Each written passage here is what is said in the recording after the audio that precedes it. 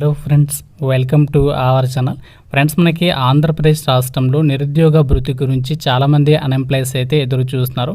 అయితే ఒక నిరుద్యోగ భృతికి సంబంధించి మంత్లీ మనకి గవర్నమెంట్ నుంచి 3000 రూపీస్ అనేది పే చేయడం అనేది జరుగుతుంది.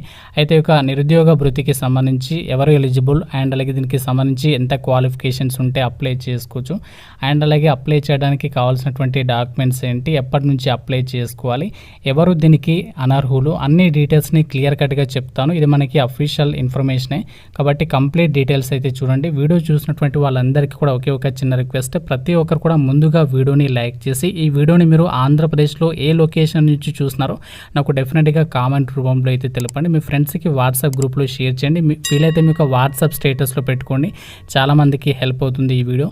అండ్ అలాగే ఛానల్ని సబ్స్క్రైబ్ చేసుకోండి.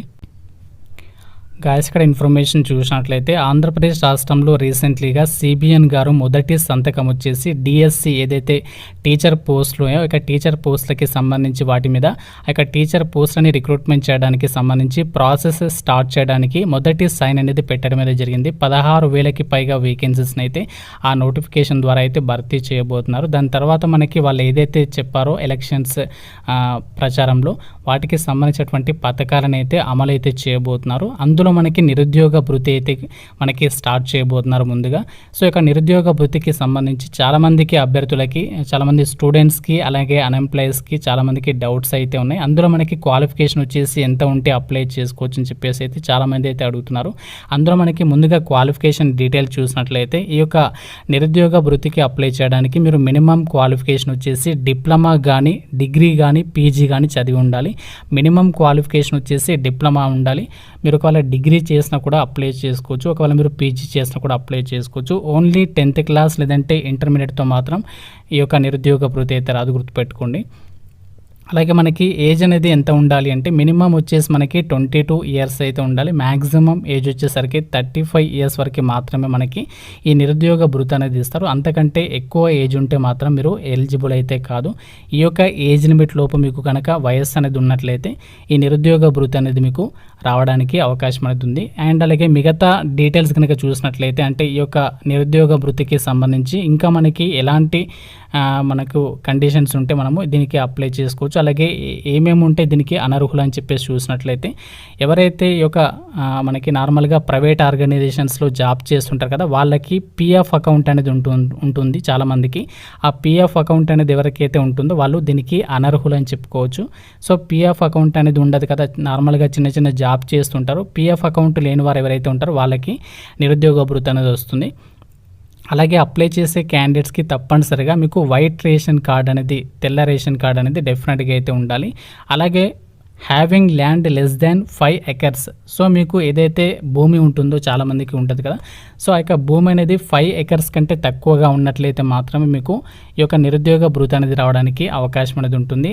ఓల్డ్ అనంతపూర్ డిస్టిక్ ప్రకారం అయితే ఆ యొక్క అనంతపూర్ డిస్టిక్ వాళ్ళకైతే 10 acres ఉన్నా కూడా వాళ్ళకి ఎలిజిబిలిటీ ఉంటుంది. ఎందుకంటే అది అంతా కూడా మనకి ఎడారి ప్రాంతం కాబట్టి సో వాళ్ళకి ఈ యొక్క ఆప్షన్ అనేది ఆప్షనల్ అయితే కల్పించడం అనేది జరిగింది. అండ్ అలాగే ఇంకోటి ఏంటంటే ఎవరికైతే ఈ యొక్క నిరుద్యోగ భృతి అప్లై చేయాలి అనుకుంటున్నారో మీ ఫ్యామిలీలో ఎవరికైనా 4-wheeler వెహికల్ కనుక ఉన్నట్లయితే మీకు నిరుద్యోగ భృతి అనేది రాదు. అలాగే మీకు గవర్నమెంట్ ఎంప్లాయీస్ ఎవరైతే ఫ్యామిలీలో గవర్నమెంట్ ఎంప్లాయీస్ ఉంటారు కదా వాళ్ళకి కూడా నిరుద్యోగ భృతి అనేది రాదు. అంటే మీరు మీ ఫ్యామిలీలో ఎవరికి ఉన్నా సరే ఆ యొక్క నిరుద్యోగ భృతి అనేది రాదు. No government employee in family, అంటే మీ ఫ్యామిలీలో ఎవరికి కూడా గవర్నమెంట్ జాబ్ అనేది ఉండకూడదు. మీకు లేకున్నా మీ ఫ్యామిలీలో ఎవరికి లేకున్నా మీకు నిరుద్యోగ భృతి అనేది వస్తుంది. అలాగే ఇంకోటి ఏంటంటే not taken loan or subsidy from government above 5 lakhs. అంటే మనకి గవర్నమెంట్ నుంచి మీరు 5 lakhs కంటే ఎక్కువగా లోన్ కానీ సబ్సిడీ కానీ తీసుకొని ఉండకూడదు అని చెప్పేసి ఇక్కడ కండిషన్స్లో అయితే చెప్పడం జరిగింది. అలాగే మీరు స్కాలర్షిప్ అనేది తీసుకోకూడదు అని చెప్పేసి కూడా చెప్తున్నారు. అంటే మీరు స్కాలర్షిప్ అనేది తీసుకొని ఉన్నట్లయితే కూడా మీకు నిరుద్యోగ భృతి అనేది రాదు. అలాగే ప్రజెంట్ ఎవరైతే చదువుతున్నారో ఇంకా అంటే మనకి మీరు డిగ్రీ చేసిన తర్వాత ఇంకా మీరు హైయర్ ఎడ్యుకేషన్ కనుక చేస్తున్నట్లయితే వాళ్ళకి కూడా నిరుద్యోగ భృతి అనేది రాదు. అలాగే నాట్ గెట్టింగ్ ఎనీ పెన్షన్, అంటే మీరు ఇది కాకుండా ఇతర పెన్షన్ ఏదైనా గవర్నమెంట్ నుంచి తీసుకుంటున్నట్లయితే సో వాళ్ళకి కూడా ఈ యొక్క నిరుద్యోగ భృతి అనేది వర్తించదు.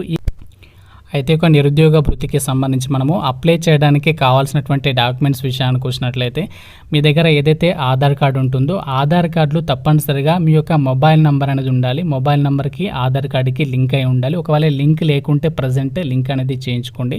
అలాగే ఇంకోటి ఏంటంటే మనకి మన బ్యాంక్ అకౌంట్కి వాళ్ళు అమౌంట్ అనేది మంత్లీ ట్రాన్స్ఫర్ చేస్తారు కాబట్టి బ్యాంక్ అకౌంట్కి ఆధార్ కార్డ్ అనేది లింక్ అయి ఉండాలి. సో ఇది కూడా మనకి mandatory. Aadhaar card bank account అనేది లింక్ అయి ఉండాలి. ఒకవేళ లింక్ లేకుంటే ఇది కూడా మీరు ఆ ప్రాసెస్ అనేది చేయించుకోవచ్చు. అలాగే మీరు అప్లై చేయడానికి క్వాలిఫికేషన్ సర్టిఫికేట్ ఉండాలి. అంటే మీరు ఏదైతే ఒకవేళ డిప్లొమా ఉంటే డిప్లొమాకి సంబంధించి కానీ, డిగ్రీ ఉంటే డిగ్రీకి సంబంధించి కానీ, పీజీ చేస్తే పీజీకి సంబంధించి కానీ మీకు సర్టిఫికేట్ ఉండాలి. దానికి సంబంధించినటువంటి హాల్ టికెట్ నెంబర్ అనేది ఉండాలి. సో ఈ డాక్యుమెంట్స్ అనేవి ఉండాలి. అలాగే మీ దగ్గర email address, phone number, working phone number ఉంటే సరిపోతుంది. ఈ డాక్యుమెంట్స్ అనేవి మనము నిరుద్యోగ వృత్తికి సంబంధించి అప్లై చేయడానికి ఈ డాక్యుమెంట్స్ ఉంటే సరిపోతుంది.